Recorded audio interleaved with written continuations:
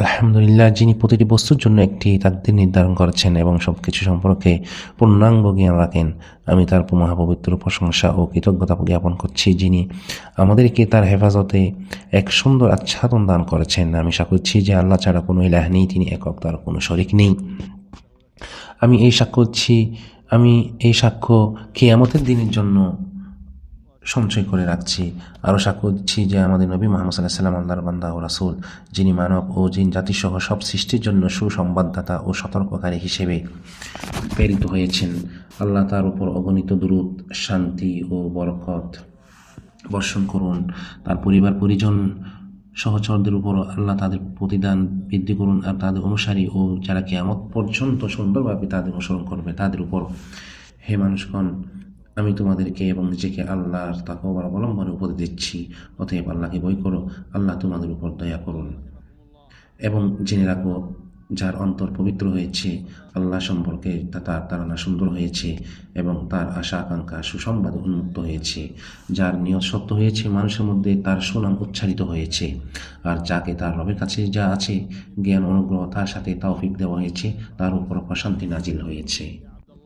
হে আল্লাহর বান্দা, তোমার জিহ্বাকে রব্বানা গফিরলি বলার অভ্যাস করাও, কারণ তোমার রবের কিছু বিশেষ মুহূর্ত রয়েছে যখন তিনি দোয়া কবুল করেন। লোকের সাথে সেই আচরণ করো যা তুমি শোষককে দেখো, যা শুনো তার উপর নয়। দুটি বিষয় কখনো উল্লেখ করো না। তুমি মানুষের প্রতি যে উপকার করেছো, মানুষের তোমার প্রতি যে অপকার করেছে। নম্রতা হলো জ্ঞানের মৌলিক ভিত্তি, আর সুস্থতা নিরাপত্তার কোনো তুলনা হয় না।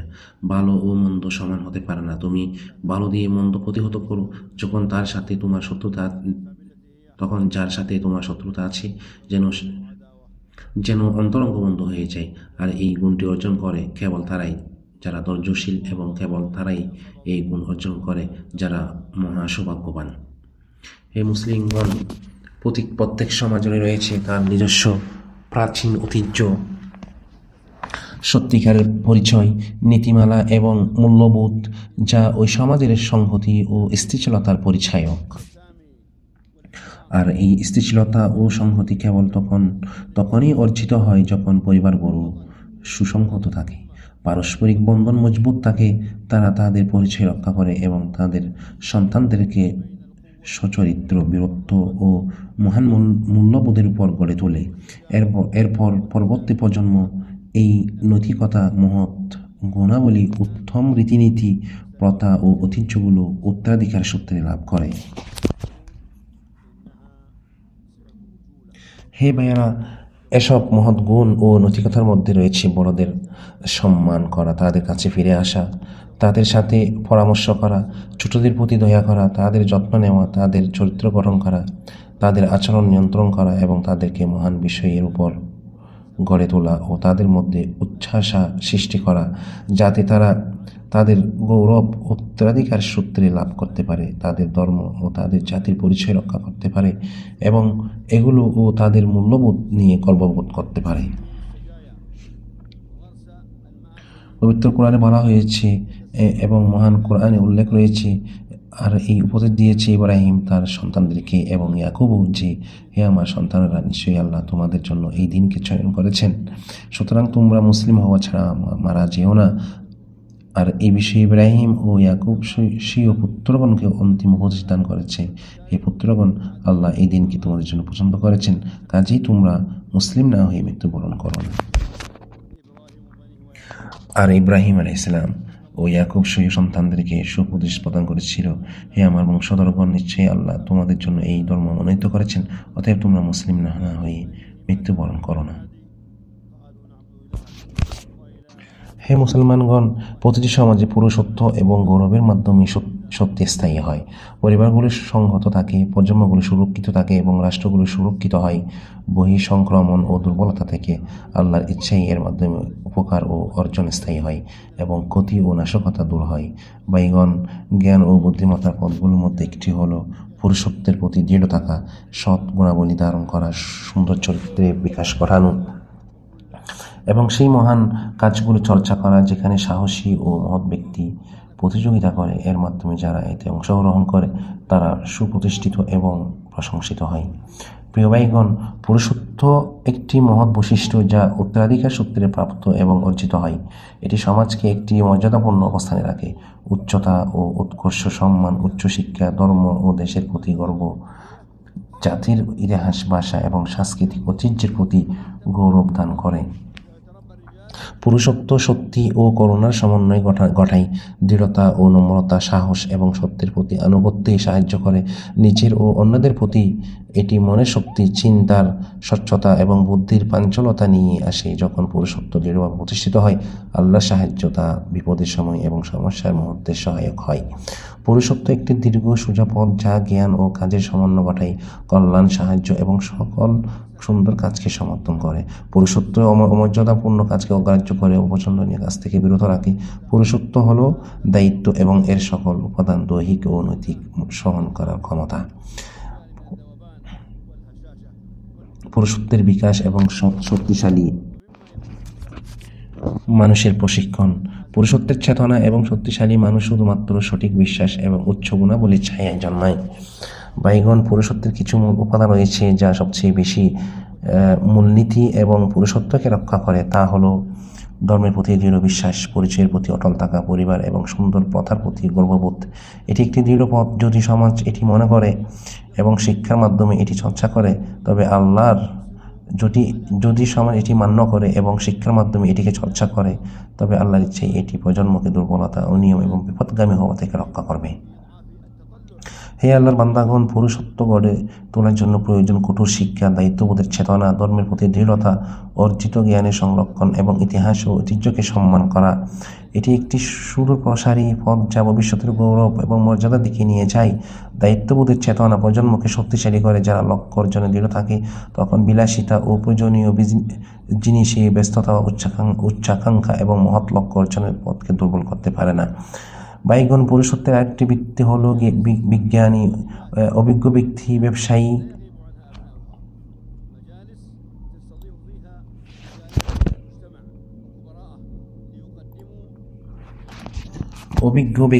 ব্যবসায়ী, এবং সমাজের জ্ঞানী মানুষদের সঙ্গে মেলামেশা।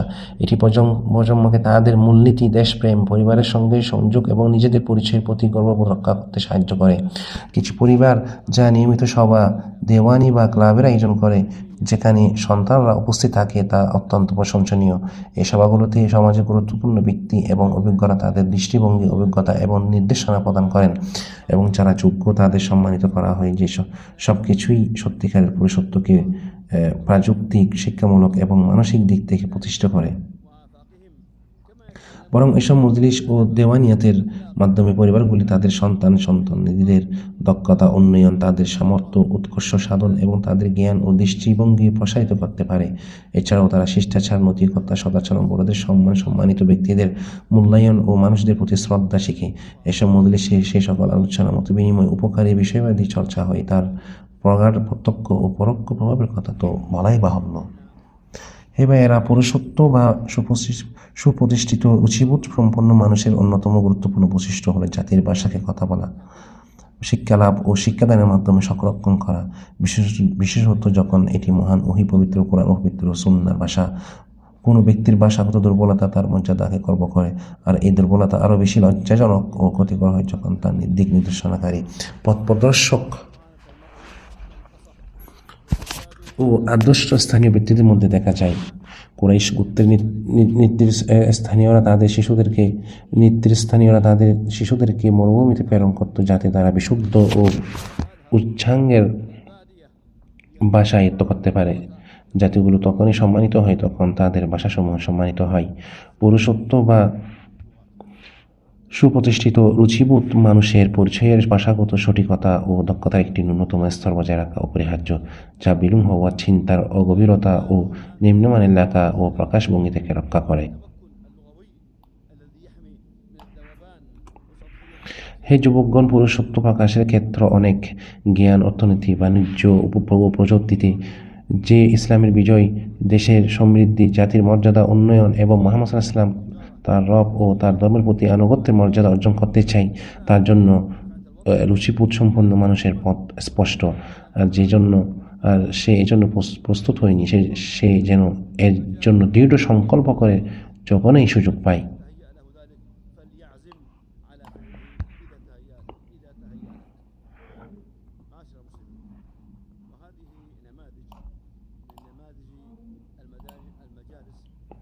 হে মুসলিম ভাইয়েরা, এটা হলো সেই সব শিক্ষামূলক মজলিসের একটি উজ্জ্বল দৃষ্টান্ত। উমর ইবনে খাত্তাব রাদিয়াল্লাহু আনহু আব্দুল্লাহ ইবনে আব্বাস থেকে, তিনি যখন অল্প বয়সী যুবক ছিলেন, বদরি সাহাবীদের বৃদ্ধদের মজলিসে অংশগ্রহণের অনুমতি দিয়েছিলেন। এক্ষেত্রে কিছু সাহাবী বলেন, তাকে কেন আমন্ত্রণ করা হচ্ছে, আমাদেরও তো তার মতো সন্তান আছে। উত্তরে উমর রাদিয়াল্লাহু আনহু বললেন, তিনি তো সেই ব্যক্তি যার মর্যাদা ও জ্ঞান আপনাদের জানা। একদিন তিনি ইবনে আব্বাস রাদিয়াল্লাহু আনহুকে ডেকে তাদের সাথে বসালেন। ইবনে আব্বাস বলেছেন, আমি অনুভব করলাম সেদিন তিনি শুধু তাদেরকে আমার জ্ঞান দেখানোর জন্য আমাকে রেখেছিলেন। উমর রাদিয়াল্লাহু আনহু প্রশ্ন করলেন, আল্লাহর বাণী যখন আসবে, আল্লাহর সাহায্য ও বিজয় সূরা নাসরের সম্পর্কে তোমাদের মতামত কি? কিছু সাহাবী উত্তর দিলেন, আমাদেরকে নির্দেশ দেওয়া হয়েছে যে যখন আল্লাহ আমাদেরকে বিজয় দান করবেন তখন আমরা তার প্রশংসা করব ও ক্ষমা প্রার্থনা করব। উমর রাদিয়াল্লাহু ইবনে আব্বাসকে বললেন, হে ইবনে আব্বাস, তুমিও কি এমনটাই বলো? তিনি বললেন, না। উমর রাদিয়াল্লাহু আনহু বললেন, তাহলে তুমি কি বলো? ইবনে আব্বাস বলেন, এটি রাসূল সাল্লাল্লাহু আলাইহি ওয়াসাল্লামের মৃত্যুর সময় সম্পর্কে একটি সংকেত যা আল্লাহ তাকে জানিয়েছিলেন, অর্থাৎ যখন আসবে আল্লাহর সাহায্য ও বিজয়, এটি আপনার মৃত্যুর সময়ের ইঙ্গিত। আর আপনি মানুষকে দলে দলে আল্লাহর ধর্মে প্রবেশ করতে দেখবেন, তখন আপনি আপনার রবের প্রশংসা সহকারে তার পবিত্রতা বর্ণনা করুন এবং তার কাছে ক্ষমা প্রার্থনা করুন, নিশ্চয়ই তিনি তওবা গ্রহণকারী। উমর রাদিয়াল্লাহু আনহু বললেন, তোমার এই ব্যাখ্যা ছাড়া আমি আর এই সম্পর্কে আর কিছুই জানি না। হে আল্লাহর বান্দাগণ, ছোটদের বিষয়ে চিন্তা করুন। এই শিক্ষামূলক ধারাবাহিক প্রভাবটি, যেখানে ছোটদের সুন্দরভাবে গড়ে তোলা, তাদের অধিকার সংরক্ষণ করা এবং তাদের মধ্যে শিষ্টাচার রোপণ করা হয়েছে। তিরমিজি একটি সহিহ সনদে শিয়ার থেকে বর্ণনা করেন, তিনি বলেন, আমি সাবেত আল বুনানির সাথে হাঁটছিলাম। তিনি কিছু শিশুর পাশে দিয়ে অতিক্রমকালে তাদেরকে সালাম দিলেন। তখন সাবিত বললেন, আমি আনাস রাদিয়াল্লাহু আনহুর সাথে হাঁটছিলাম। তিনি কিছু শিশুর পাশ দিয়ে অতিক্রমকালে তাদেরকে সালাম দিলেন। আর আনাস রাদিয়াল্লাহু আনহু বলেন, আমি নবী সাল্লাল্লাহু আলাইহি ওয়াসাল্লামের সাথে হাঁটছিলাম। তিনি কিছু শিশুর পাশ দিয়ে অতিক্রমকালে তাদেরকে সালাম দিলেন। হে আল্লাহর বান্দাগণ, আল্লাহ আপনাদেরকে রক্ষা করুন। যদি পুরুষত্ব সঠিকভাবে প্রতিষ্ঠিত হয়, এটি আল্লাহর ইচ্ছেই সমাজ, পরিবার এবং দেশগুলোর সুরক্ষা প্রদান করে। এটি মানুষকে সৎ মহৎ কাজের দিকে প্ররোচিত করে, নেতিবাচকতা, দুর্বলতা ও নাশকতা দূর করে, বিশেষ করে যখন সমাজ ধ্বংস করতে এবং জাতির প্রতি আনুগত্য দুর্বল করতে করতে মিথ্যা আহ্বান আসে। পুরুষত্ব এবং মূলনীতি রক্ষা করা হলো সঠিক পথ ও সফলতার মূল। আল্লাহ তাআলা বলেন, মুমিনদের মধ্যে এমন পুরুষ আছে যারা আল্লাহর সঙ্গে যা অঙ্গীকার করেছে তা সত্যি করেছে। তাদের মধ্যে কেউ তার জীবন শেষ করেছে, কেউ অপেক্ষা করছে এবং তারা একটুও পরিবর্তন করেননি। আমি শয়তান থেকে আল্লাহর আশ্রয় প্রার্থনা করছি।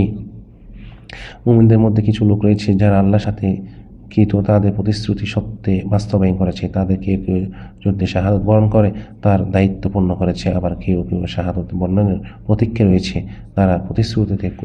তার প্রতিশ্রুতিতে কোনো পরিবর্তন করেননি।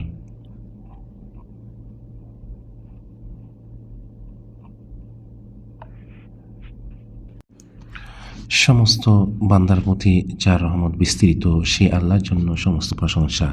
তিনি তার বাধ্যবান বান্দাদের হিদায়ত ও সৎপথের জন্য বিশেষভাবে মনোনীত করেছেন। আমি তার নিয়ামতগুলোর জন্য তাকে প্রশংসা ও কৃতজ্ঞতা জানাই, যা কৃতজ্ঞতার সঙ্গে আরও বৃদ্ধি পায়।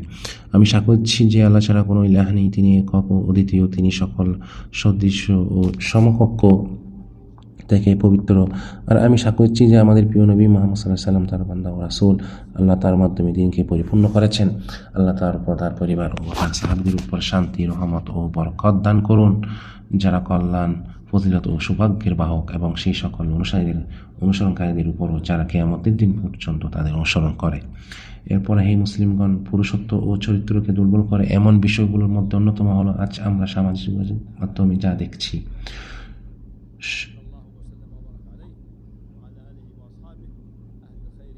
সামাজিক যোগাযোগ মাধ্যমে এ বিষয়ের প্রতি অতিরিক্ত ডুবে থাকা, অপ্রয়োজনীয় বিলাসিতা ও কল্পিত পরিপূর্ণতা নিয়ে বাড়াবাড়ি করা, তুচ্ছ ও গৌণ বিষয় নিয়ে ব্যস্ত থাকা, আত্মপ্রশংসা ও আত্মমহিমা বৃদ্ধি করা, স্বাদ রুচির অবনতি ঘটানো, ক্ষণস্থায়ী মুহূর্তকে অতি মূল্যায়ন করা, ছোট ছোট বিষয় ও তুচ্ছ কাজকে বড় করে দেখানো, এমনকি অনেক মানুষের কাছে মানদণ্ড হয়ে গেছে লাইক সংখ্যা, শেয়ার সংখ্যা এবং সংখ্যাগত প্রদর্শনী, অথচ সত্যিকারের মানদণ্ড হওয়া উচিত ছিল আসল মূল্যবোধ, পুরুষত্ব এবং মানুষের প্রকৃত নির্মাণ। যখন তুচ্ছ বিষয় ও উপরিতলের জিনিসগুলি সবচেয়ে বেশি জনপ্রিয় হয়ে যায়, তখন জনমতই সেই ছোট, দুর্বল ও ক্ষীণ মানসিকতার ভিত্তিতে গঠিত হয়ে থাকে এবং মানুষ তখন উৎপাদনকারী নয়, ভোক্তা হয়ে যায়, জয়ী নয়, পরাজিত হয়, স্বাধীন নয়, অনুসরণকারী হয়ে পড়ে। এই উপকরণগুলোর এক ব্যবহারকারী মনে করে যে সে স্বাধীন, যা খুশি তাই বেছে নিচ্ছে, কিন্তু বাস্তবে সে এমন কিছু বন্দী যা আগে থেকেই তার জন্য প্রস্তুত করে রাখা হয়েছে। তাকে সেই দিকে ঠেলে দেওয়া হয়, জানুক বা না জানুক, বুঝুক বা না বুঝুক। এই আচরণ গভীর চিন্তাকে বাধাগ্রস্ত করে এবং মানুষকে দ্রুত প্রতিক্রিয়ার দিকে ঠেলে দেয়, যেখানে সে নিজের প্রকৃত বা প্রকাশ করতে পারে না, বরং সে নিজেকে এমনভাবে উপস্থাপন করে যেন তার লক্ষ্য আর মৌলিকতা বা গম্ভীর জীবন নয়, তার লক্ষ্য শুধু প্রদর্শন, ছড়িয়ে পড়া, আকর্ষণ সৃষ্টি করা এবং সর্বাধিক অনুসারী ও দর্শক অর্জন করা। এভাবে চিন্তাশীল মানুষ হওয়ার বদলে সে হয়ে যায় দেখানো মানুষ, যার উদ্বেগ শুধু তার ছবি প্রকাশ করা ও তা আপডেট করা, কিন্তু সেই ছবির পেছনে প্রকৃত পুরুষত্বের নির্মাণ বা চিন্তার সমৃদ্ধি নেই। সে নিজেকে বাজারে প্রচার করে, ঠিক যেমন পণ্যকে বাজারে প্রচার করা হয়। ছোট মানসিকতার মানুষের মানদণ্ডের ছবি হলো মূল বিষয়, আর বিষয়ের আগে অনুসরণই প্রমাণের চেয়ে বেশি গুরুত্বপূর্ণ, আর দ্রুত ছড়িয়ে পড়া মূল বিষয়বস্তুর চেয়ে অগ্রাধিকার পাই। এর ফল হলো নিজ দেশ ও তার মানুষের প্রতি উদাসীনতা, ধর্মীয়তা, নৈতিকতা, সৎ জীবন এবং মৌলিকত্ব থেকে দূরে সরে যাওয়া, নিজের ঐতিহ্য, ইতিহাস, পরিচয়কে হেয় করা এবং মহৎ লক্ষ্য ও উচ্চাকাঙ্ক্ষা থেকে বিচ্ছিন্ন হয়ে পড়া। হে পিতামাতা, হে শিক্ষকগণ, আপনার দায়িত্ব পালন করুন। আপনার সন্তানদের মধ্যে সদ্গুণের বীজ বপন করুন, তাদের সঠিকভাবে লালন পালন করুন, তাদের দুর্বলতা ও নিন্দাজনক পথ থেকে রক্ষা করুন। হে আল্লাহ, প্রজন্মের সুরক্ষা, নতুন প্রজন্মের গঠন, সমাজের রক্ষা এবং মানুষের সত্যিকারের পুরুষত্ব গঠনে আমাদের সাহায্য করুন। যুবক ও যুবতীদের হাত ধরুন, তাদের সদাচার, সংযম, নৈতিক জীবন ও মহৎ গুণাবলীর দিকে পরিচালিত করুন। তাদের দুর্বলতা, অভাবনীয় পথে বিভ্রান্তি থেকে রক্ষা করুন। অশ্লীলতা, অপরাধ ও তুচ্ছ বিষয় থেকে তাদের দূরে রাখুন। হে আল্লাহ, আপনি তাদের রক্ষা করুন যাদের কাছে শিক্ষাদান, দায়িত্ব, প্রভাব ও পরামর্শের অবস্থান আছে। তারা অবশ্যই এই দিকটিকে যথাযথ গুরুত্ব দিয়ে পালন করুন, যাতে ছেলে মেয়েরা গৌরব, স্বাধীনতা এবং তাদের পরিচয় ও সম্মতি হারানো থেকে রক্ষা পায়।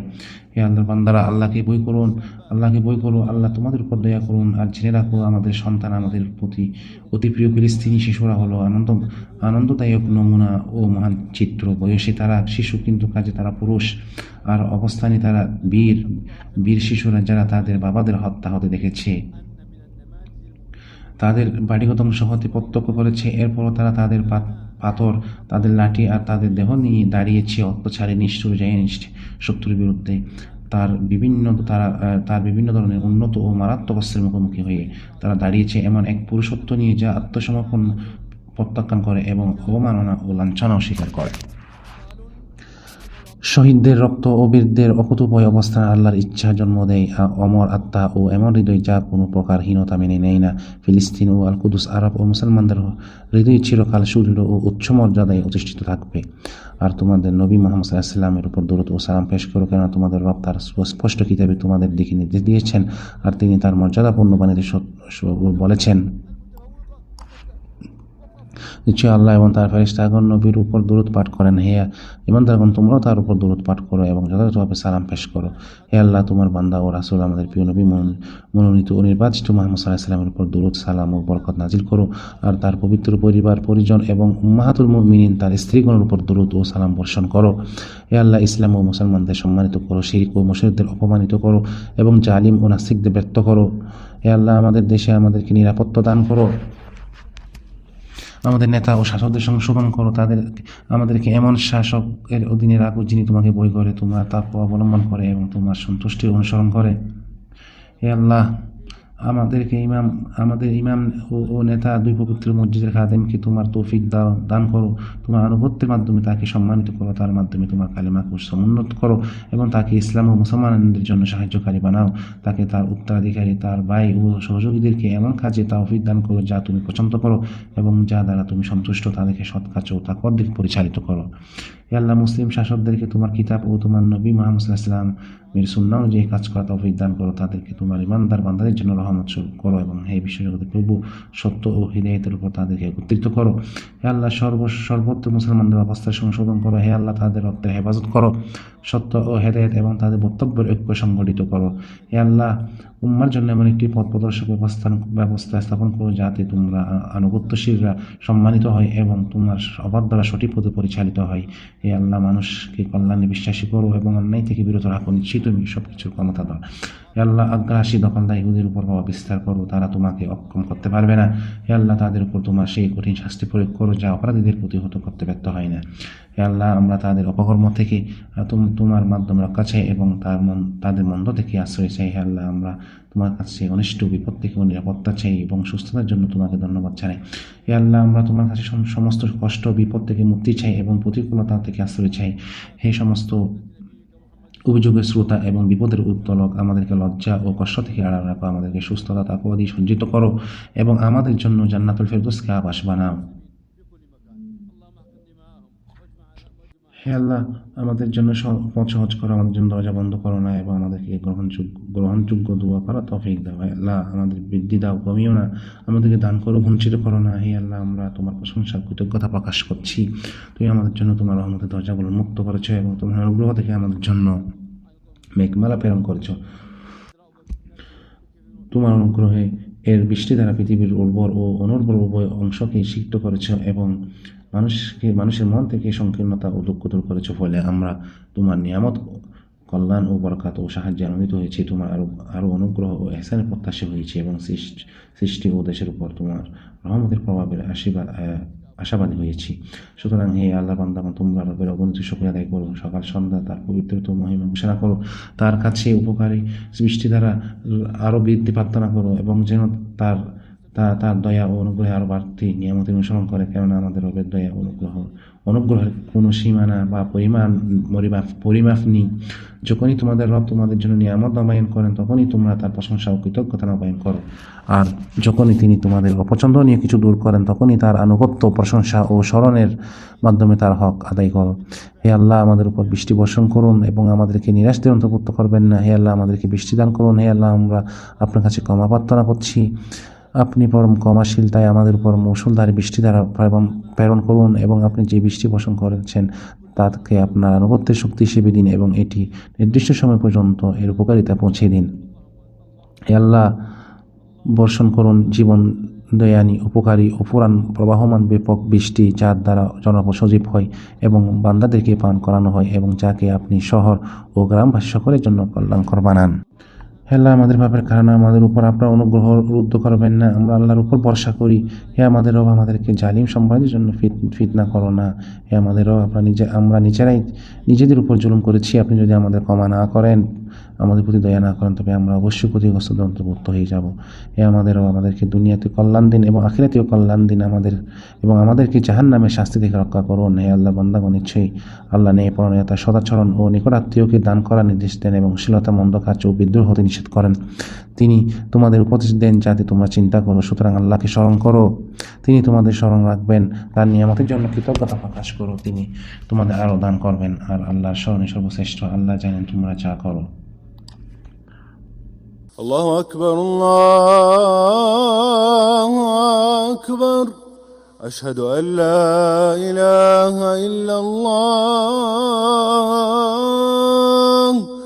أشهد أن محمدا رسول الله حي على الصلاة حي على الفلاح قد قامت الصلاة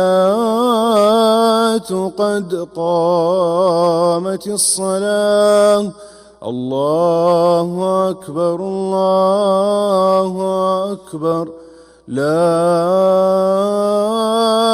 إله إلا الله. استووا صفوفكم ولا تختلفوا. أتم الصف الأول فلا سدوا الخلل لينوا في أيدي إخوانكم.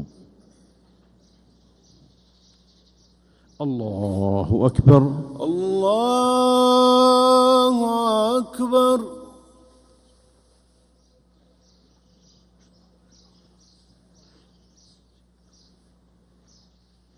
بسم الله الرحمن الحمد لله رب العالمين الرحمن الرحيم مالك يوم الدين إياك نعبد وإياك نستعين اهدنا الصراط المستقيم صراط الذين أنعمت عليهم غير المغضوب عليهم ولا الضالين آمين. ولقد أنزلنا إليكم آيات مبينات ومثلا من الذين خلوا من قبلكم وموعظة للمتقين. الله نور السماوات والأرض، مثل نوره كمشكاة فيها مصباح، المصباح في زجاجة، الزجاجة كأنها كوكب دري يوقد من شجرة مباركة زيتونة لا شرقية ولا غربية، يكاد زيتها يضيء ولو لم تمسسه نار، نور على نور، يهدي الله لنوره من يشاء، ويضرب الله الأمثال للناس والله بكل شيء عليم. الله الله أكبر.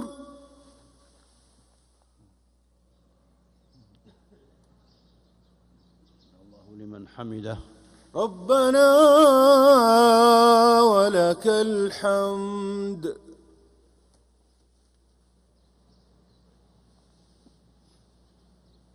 الله أكبر. الله أكبر.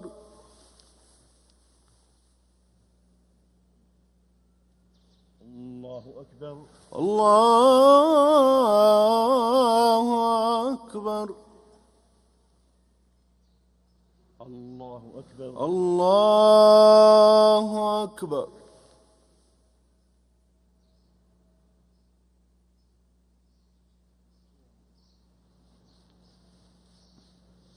الله أكبر. الله أكبر.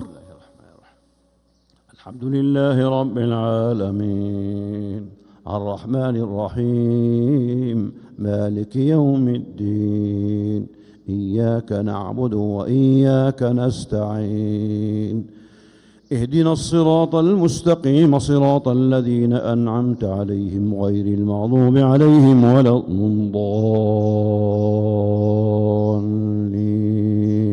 آمين. في بيوت أذن الله أن ترفع ويذكر فيها اسمه يسبح له فيها بالغدو والآصال رجال لا تلهيهم تجارة ولا بيع عن ذكر الله وإقام الصلاة وإيتاء الزكاة، يخافون يوما تتقلب فيه القلوب والأبصار، ليجزيهم الله أحسن ما عملوا ويزيدهم من فضله، والله يرزق من يشاء بغير حساب. الله أكبر.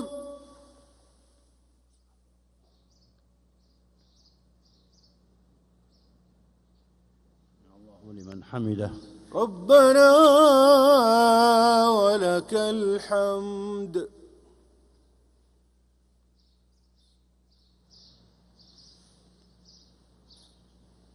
الله أكبر. الله أكبر.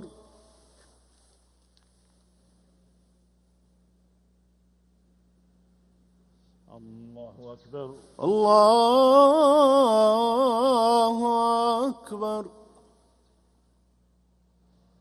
الله أكبر. الله أكبر.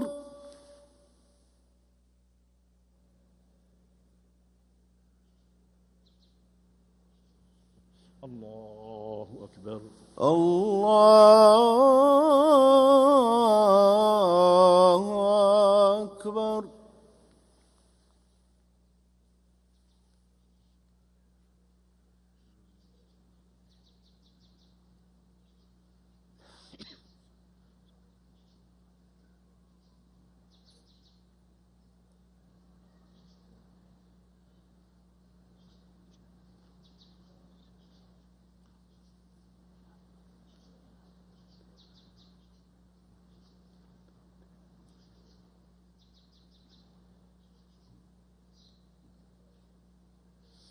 السلام عليكم ورحمة الله. السلام عليكم ورحمة الله. السلام عليكم ورحمة الله. السلام عليكم ورحمة الله.